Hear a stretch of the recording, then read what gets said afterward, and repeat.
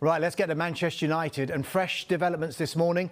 A second bid from Sheikh Jassim has now gone in more than 48 hours after the deadline. Our chief reporter, Kaveh Solokol, who's been across this story from minute one, joins us now. OK, Kaveh, look, the bid has finally gone in. But what do we know about the bid and why the delay?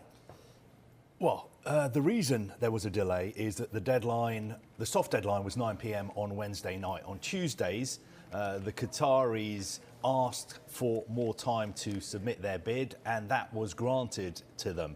And overnight, the bid did go in. This is a second improved bid.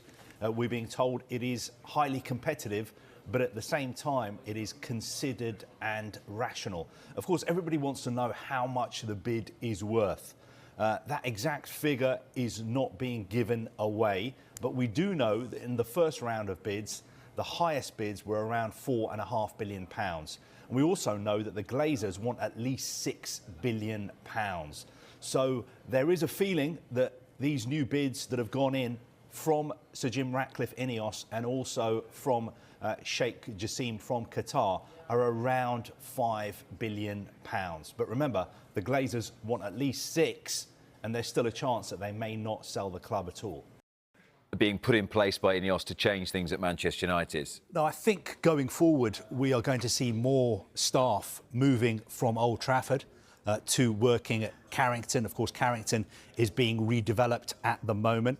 Also, I think there will be a reduced presence at Manchester United's offices in London.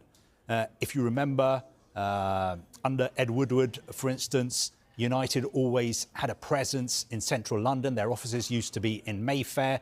I think they've moved to High Street, Kensington. That was to have the people who sort of negotiate United's commercial deals based in London, because the thinking was that it was easier to meet interested parties who wanted to do business with United in London rather than in Manchester. I think going forward there will still be a London office for United, but more of the people who work in London will be moving to Manchester.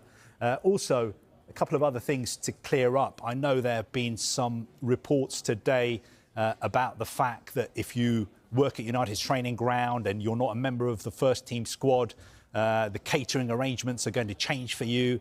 I've seen headlines saying that you'll only be getting soup and sandwiches.